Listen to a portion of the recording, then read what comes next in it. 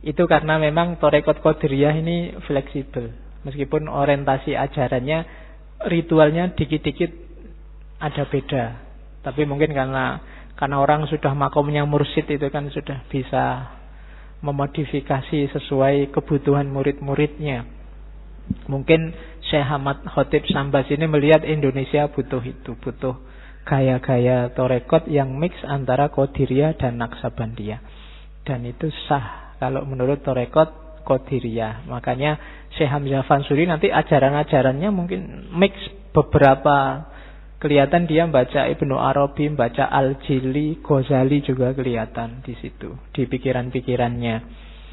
Jadi beroleh ilmu yang ali dari Abad Abdul Qadir Jailani. Hamzah di negeri Melayu, tempatnya kapur, di dalam kayu, asalnya manikam, tiadakan layu, dengan ilmu dunia dimanakan payu. Payu itu bahasa Jawa, laku, jangan dianggap itu bahasa Urdu apa bahasa Persia. Ya, jadi dengan ilmu itu dimanapun akan laku, akan kepake. Kuncinya apa-apa itu ilmu. Makanya istilahnya dengan ilmu dimanakan payu. Terus ini baitnya yang paling terkenal. Hamzah Fansuri di dalam Mekah mencapai Tuhan di Baitul Ka'bah. Nanti mencapai itu ada yang bilang mencari. Karena naskahnya juga masih kontroversi. Beberapa naskah-naskah kuno itu kan sering kalimat-kalimatnya terputus, tidak terbaca. Jadi kalimat yang lain bilang tidak mencapai Tuhan, tapi mencari Tuhan di Baitul Ka'bah. Dari Barus ke Kudus terlalu payah, akhirnya dijumpa di dalam rumah. Ini terkenal sekali metafor pencarian sufistik. Jadi Hamzah Fansuri ini mencari Tuhan sampai Mekah, mencari Tuhan di Baitul Ka'bah. Di Ka'bah dia nyari-nyari Tuhan. Bahkan mengembara dari Barus sampai ke Kudus. Kudus itu ya tafsirnya macam-macam. Ada bilang Kudus itu ya situ itu sebelahin Jeporo. Ada yang bilang ya, ada yang bilang Kudus itu Yerusalem. Karena memang pengembaraannya luas Syekh Hamzah Fansuri ini. Jadi dari Barus sampai ke Yerusalem sudah capek luar biasa. Ini di mana Tuhan itu ya? Akhirnya ketemunya di dalam rumah. Dalam rumah itu maksudnya dalam batinnya sendiri. Ini sindiran luar biasa kita yang nyari Tuhan kemana-mana, belajar tentang Tuhan kemana-mana. Kan ada buku luar biasa judulnya Kisah Mencari Tuhan. Kayak sinetron itu kan, Para Pencari Tuhan. Dicari kemana-mana katanya, cari aja kemana-mana katanya Hamzah Fansuri. Kamu boleh ke Mekah, ke Yerusalem, tempatnya 3 agama, ke Barus, daerah Darussalam, tidak akan ketemu. Akhirnya ketemunya di dalam rumah, ada di sini. Meskipun bolak-balik umroh, bolak-balik naik haji, kalau sininya belum beres, kamu tetap haus spiritualitasmu, masih belum puas. Tanyalah orang yang bolak-balik umroh, bolak-balik haji, mesti pingin ke sana lagi. Karena waktu di sana mungkin batinnya beres, dia bisa akrab sama Allah. Tapi begitu pulang, jauh lagi, pingin ke sana lagi. Sebenarnya kuncinya tidak di ke Mekahnya yang bolak-balik, tapi temui saja Tuhan di dalam batinmu, dalam hatimu. Akrablah terus-menerus sama Dia. Dia ada kok, siap diajak ngobrol anytime. Kalau kamu kesepian, tidak harus nyari temenmu, bikin isu di WA biar rame. Ya, ajak ngobrol Tuhan yang ada di batinmu. Ya kan? Berkeluh kesalah. Kalau pengen mengeluh ke Dia. Dia yang paling siap menampung segala keluhanmu. Tidak usah payah, tidak usah capek nyari kemana-mana. Itu yang terkenal. Hamzah miskin, orang Uryani, seperti Ismail menjadi kurbani. Bukan Ajami, lagi Arabi, senantiasa wasil dengan yang baki. Semua cirinya syair Melayu. Jadi para sufi itu biasanya menganggap dirinya fakir, miskin, tidak butuh apa-apa, tidak punya apa-apa selain Allah, dan memang tidak ingin apa-apa. Makanya itu istilahnya orang Uryani. Uryan itu telanjang. Jadi murni, tidak punya apa-apa, jernih menghadap Allah. Dunia dan segala isinya yang lain sifatnya hanya atribut, kayak baju, tempelan, tidak penting. Jadi orang telanjang seperti Ismail menjadi kurbani, sebagaimana Nabi Ismail yang dikorbankan oleh Ibrahim demi Allah. Ini juga ada yang bilang ini sindiran terhadap dirinya sendiri yang dianggap sesat oleh ulama istana saat itu, yaitu Syekh Nuruddin Ar-Ramiri. Jadi beliau ini hidupnya sekitar akhir abad 16, awal abad 17. Saat itu sultannya Syekh Alauddin Riayat Shah. Oke. Terus bukan Ajami lagi Arabi. Jadi sudah tidak penting lagi identitas geografis. Kamu orang mana? Orang Jawa apa orang Arab? Pribumi apa Habib apa orang Cina apa orang, tidak penting lagi. Di hadapan Allah itu Uryani, telanjang. Jadi jangan ketipu oleh atribut. Kamu orang Indonesia apa orang bule apa orang Tiongkok, Cina yang kamu benci itu hari ini, apa orang Madura apa orang mana, itu tidak penting semua. Kita di hadapan Tuhan Uryan. Tujuannya apa terakhir? Senantiasa wasil dengan yang baki. Kalau kamu sudah Uryan, kamu bisa terus nyambung sama Allah. Allahus Somad. Hanya Allah tempat bergantung yang diinginkan. Tidak ada yang lain. Jadi bukan Ajami lagi Arabi, senantiasa wasil dengan yang baki. Nyambung terus dengan Allah yang bako. Nah, ini pengantar untuk kenal sejenis inilah nanti pikiran-pikirannya Hamzah Fansuri. Kita lihat lagi. Sekarang cirinya syair Melayu. Ini aliran baru zaman itu. Makanya tadi saya bilang di antara karomahnya Syekh Hamzah Fansuri adalah sastra. Oleh Allah diberi keistimewaan sastra. Dan jangan salah loh, wali-wali Allah yang mendapat tugas untuk menceritakan pengalaman mistiknya demi agar banyak orang jatuh cinta juga sama Allah, itu bebannya 2 kali lipat dibandingkan wali-wali Allah yang tersembunyi. Godaannya double. Wali yang tidak kenal dirinya wali itu enteng. Tapi wali yang diberitahu ngerti dirinya wali dan harus mendapat tugas untuk menceritakan pengalaman spiritualnya, itu bebannya double, ujiannya double.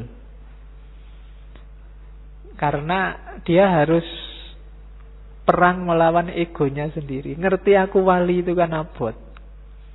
Kalau kamu wali tapi nggak ngerti kamu wali kan enak, mengalir saja. Begitu kamu ngerti dirimu wali, wah susah itu. Kamu keluar dari masjid, wali. Abot, nggak iso.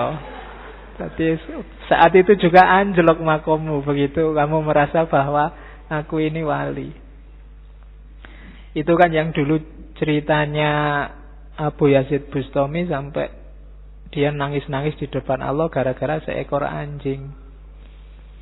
Jadi satu ketika tiba-tiba dia jalan, ada anjing cuis lari mau nabrak dia kan, terus dia mundur, jubahnya diangkat. Anjingnya tersinggung. Iya, ada anjing kok bisa tersinggung ya. Terus dia marah pada Bu Yazid, kamu melecehkan aku ya? Kamu anggap aku makhluk rendah ya, wong anjing ya? Ya kalau di sini kan ndak mati wae untung. Di situ anjingnya bisa komplain. Terus Abu Yazid bilang, "Loh ndak, aku itu bersih, nanti kalau kena kamu jadi najis." Katanya anjingnya, "Lah, najis yang mana? Kalau cuma najis fisik, kan tinggal kamu basuh 7 kali pakai pasir beres urusan. Kalau kamu anggap najis itu urusan batin, katanya kamu sufi." Oh itu dari situ Abu Yazid menyesal luar biasa. Terus ya sudah aku minta maaf, ayo sekarang kita jalan bareng. Sekarang anjingnya yang enggak mau. Ya. Jadi karena kata anjingnya, kalau kamu jalan bareng aku tetap jelek, kamu jadi jelek juga. Namamu juga jatuh juga. Dan kalau levelmu kayak tadi, ayo levelku lebih tinggi, jadi tidak mau aku deket-deket sama kamu. Oh itu anjingnya begitu. Jadi diajak jalan bareng aja nggak mau. Itu terus Syekh Abu Yazid Bustami berhari-hari nangis karena khawatir Allah juga gitu. Anjing aja diremehkan bisa begitu, apalagi Allah. Kita kan sering mencueki Allah. Berapa persen dalam hidup kita yang Allah itu terlibat dalam pengambilan keputusanmu? Kan tidak ada, mungkin tidak ada 10%-nya sehari-hari itu Allah masuk pertimbanganmu ketika memutuskan sesuatu. Biasanya ya egomu yang bunyi duluan, keinginanmu, hasratmu, cita-citamu, ideologimu, kelompokmu, kan itu. Oke. Nah, ini yang saya bilang tadi, perjuangan beratnya Hamzah Fansuri, sampai nanti dia disalahpahami, kitab-kitabnya dibakar di depan Masjid Aceh. Yang pertama biasanya ciri syair-syairnya adalah pencarian diri dan kesadaran diri. Ini tahap pertama, makom paling awal yang ada di semua sufi, adalah mengenali diri. Hakikat hidup kita itu apa sih? Sampai ada kesadaran diri, begitu sadar terus masuklah ke gerbang pertama dunia sufi yang namanya taubat. Sebelum ada kesadaran diri, taubat ini biasanya masih formalitas. Formalitas itu ya istighfar, ya menyesal, tapi besok diulang lagi. Karena tidak ada fondasinya. Fondasi taubat yang kuat itu kesadaran. Kalau sudah kesadaran, itu biasanya lebih kuat. Menyesal ya menyesal beneran. Sama kayak kamu disuruh belajar. Belajar itu kalau lahir dari kesadaran, tidak ada yang nyuruh pun kamu belajar dan continue istiqomah. Tapi kalau dipaksa belajar, ya belajar. Tapi kalau mungkin sebaiknya tidak usah belajar. Karena apa? Tidak diawali dari kesadaran. Nah, dunia sufistik itu biasanya awalnya ini, pencarian, terus melahirkan kesadaran, baru masuk ke suluk. Suluk itu nanti paling awal hampir semua bilang taubat. Kalau di Ghazali taubat itu bisa di awal, bisa di tengah, di akhir terus dibolan-baleni. Karena memang manusia sering lupa, sering jatuh makomnya. Jadi isinya syairnya Hamzah Fansuri itu penekanan pada pencarian dan kesadaran. Bahkan nanti banyak sekali syair yang saya bilang tadi, takholusnya muncul pakai namanya, biasanya Hamzah yang fakir, Hamzah yang gharib, Hamzah dan seterusnya. Itu penemuan diri, hasil penemuan dan kesadaran diri. Terus yang pertama itu Yang kedua, kebebasan mengekspresikan pengalaman. Jadi kayak di Ibnu Arabi dulu waktu kita ngomong kebebasan, dunia sufi itu salah satu kajian Islam yang fokus pada kebebasan. Kebebasan itu bisa dua makna. Bebas dari ikatan duniawi. Yang kedua, bebas mengekspresikan pengalaman pribadi, pengalaman rohani. Tidak takut misalnya dituduh sesat, tidak takut dianggap kafir, tidak takut dianggap nyeleweng. Itu rata-rata pikiran-pikirannya para sufi. Jadi kalau kita kan takut masihan, kelihatan. Meskipun bilangnya enggak peduli, tapi jane kelihatan. Ciri paling gampang kenapa saya bilang kalian takut dikafirkan adalah sebagian kita bilang cuek terhadap orang mau bilang kafir apa enggak. Kalau pakai bahasanya Freud, cuek itu adalah mekanisme pelarian diri.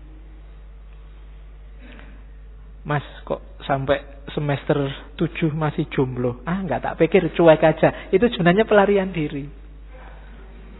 Bukan enggak dipikir, cuma dicari-cari, enggak entuk-entuk, ben lah. Nah, itu mekanisme pelarian diri. Kamu keluar dari problem takfir ini kan susah. Terus akhirnya cuek aja. Dikafirkan orang ya cuek aja. Itu mekanisme pelarian diri. Padahal kalau dalam Islam ya jangan. Kalau ada orang mengingatkan kita, jangan dicuekin, ya diintrospeksi, dicek. Kayak aku kafir tenanan, tak belajar lah, cek lagi deh pikiranku, jangan-jangan memang keliru kan itu. Termasuk reaktif. Reaktif itu juga termasuk jenis pertahanan diri. Orang tidak mau disalahkan. Dan Islam tidak ngajarin itu pasti. Cuma hari ini banyak fenomena semacam itu. Jadi yang kedua ini, jadi bebas, tidak takut. Meskipun resikonya kadang fatal.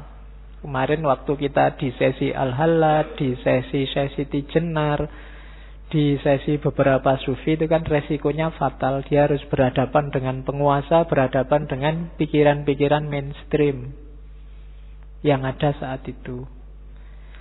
Oke, jadi yang kedua cirinya itu. Termasuk nanti ya Hamzah Fansuri, dia berhadapan dengan kekuasaan saat itu, sehingga gagasan-gagasannya dihapus, buku-bukunya dibakari semua.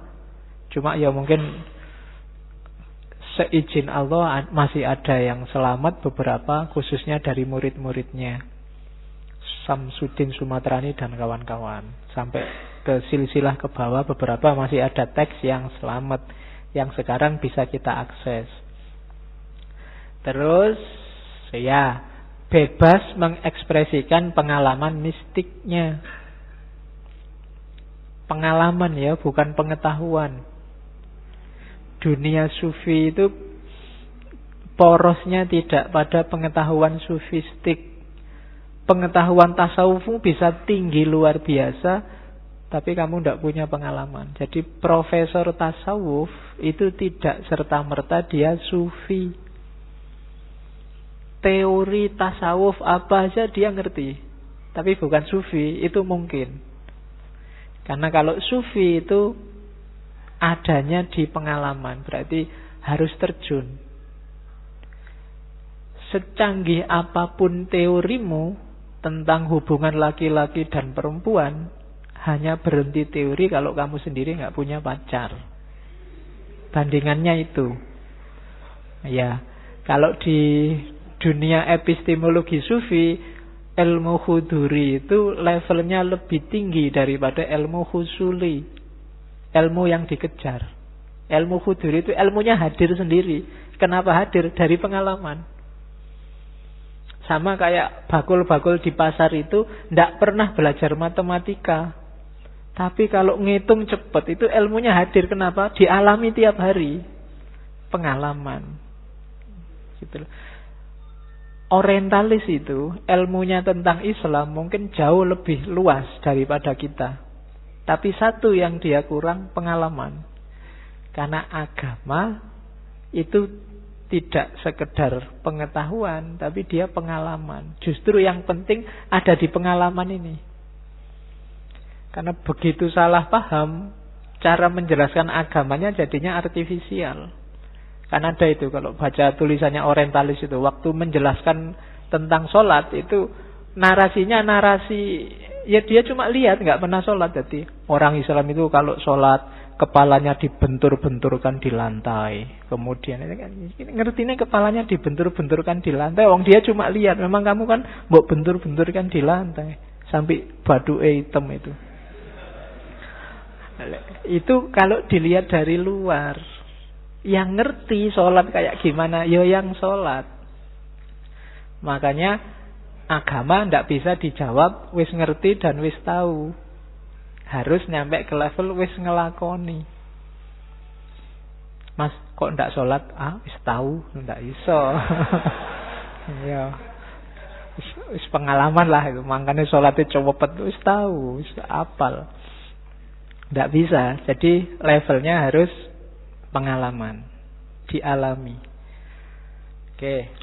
Yang keempat, biasanya ya karena susah dijelaskan, ekspresinya pakai puisi. Kalimat-kalimat indah, puitik, tamsil-tamsil, simbol-simbol. Itulah mengapa minggu saya bilang bulan lalu kita bahas semiotik, biar kalian gak kaget nanti kalau membaca pikiran-pikiran mereka. Bahwa yang tersurat itu tidak bisa dimaknai apa adanya. Sifatnya simbolik. Lihatlah yang dimaksud apa, rujukannya kemana. Lampu merah itu kalau cuma dibaca lampu yang warnanya merah, kamu akan salah paham. Wong itu ada maksudnya berhenti. Sama kayak puisi. Makanya tokoh-tokoh sufi itu banyak pakai media puisi. Karena kalau dijelaskan apa adanya susah. Nikmatnya, asyiknya bersama Allah itu susah dijelaskan. Bisanya pakai simbol, pakai isyarat. Sama kalau kita jatuh cinta, bikin puisi kan pakai simbol. Biasanya kan simbolnya model eksploitasi alam. Jadi angin sepoi, itu kan eksploitasi alam. Terus belahlah dadaku, cintaku setinggi gunung, pokoknya alam kabeh itu eksploitasi alam habis-habisan kalau sudah jatuh cinta itu. Nah, para sufi juga begitu, susah menggambarkan ya pakai simbol-simbol. Nanti syair-syairnya Hamzah Al-Fansuri itu judulnya macam-macam. Ada syair ikan tongkol, ada syair perahu, ada syair banyak macam-macam, istilahnya lucu-lucu. Ada syair burung pinggai dan seterusnya. Sifatnya simbolik. Oke, kita lihat sekarang satu-satu ya pikirannya.